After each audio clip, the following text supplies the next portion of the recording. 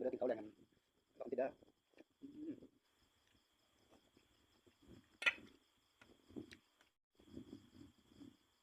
สบายดีพี่น้องป้องไปสุภุสุคนมื้อนี้มาพบกับ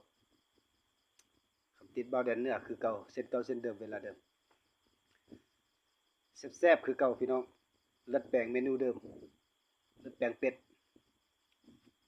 มาพี่น้องบ่เบาไรของกับของแกบ่มีหยังไรบ่แต่งแล้วก็ผักนั่นก็เอิ้นผักกันสลัดก็ประมาณนี้แหละบ่ซังอีกว่าแล้วก็มีหน่อไม้ต้มกันต้มเป็นเอิ้นกันต้มเป็นอันน้อยใหญ่ๆแล้วมันสิบ่จืดนะมันน่าจืดนะก็เลยพาแล้วต้มพี่น้องมาบ่ว่าอะไรอย่างอยากกินข้าวเลือดเป็ดสุดยอดเลือดเป็ดเลยพี่น้องเอ้ยมาเด้อกินข้าวแรงกันบ่คำติดเด้ออืมอืม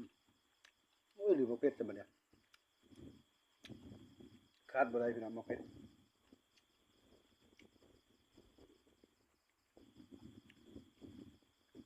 ของคู่กับเลือดแปลง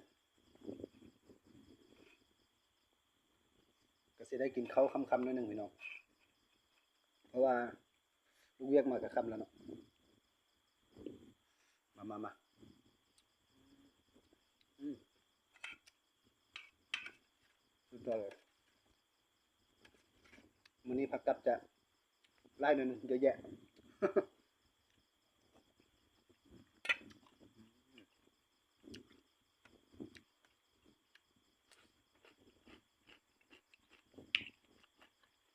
อืมเด้อพี่น้องเป็ดเฮาเลี้ยงเองพี่น้องย่องไปทำซื้อกับบ่คายไปไว้เวลาบ่มีหยังกินกับข้าว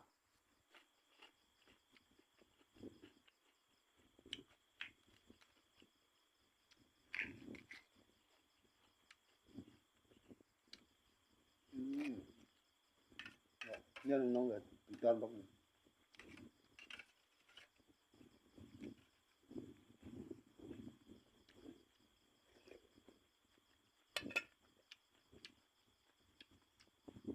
นาว่านเลยพี่น้องเอ้ยนาว่าน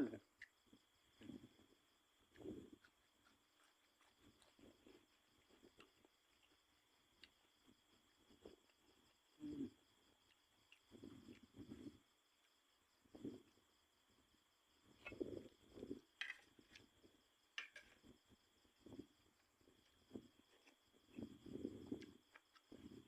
อืมโอเค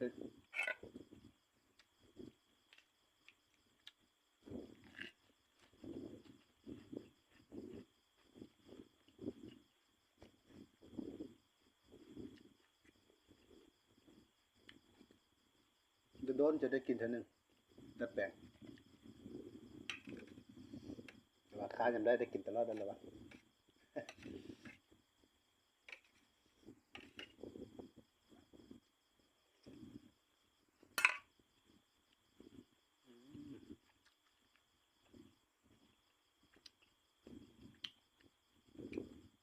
มักแตงนี่เป็นมักแตงไห้เขาได้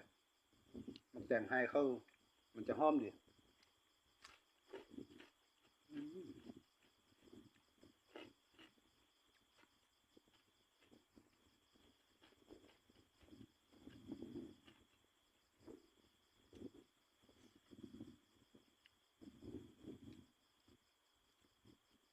อืม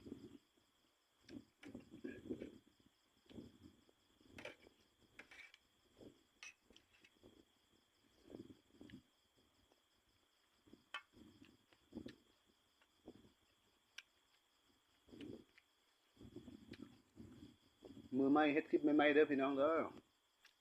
ผิดพลาดประกันได้ก็อย่าว่ากันเนาะแต่ว่าอย่าให้ติดลิขสิทธิ์ก็แล้วกันอืมอืมเนาะงามมาแล้วเนาะ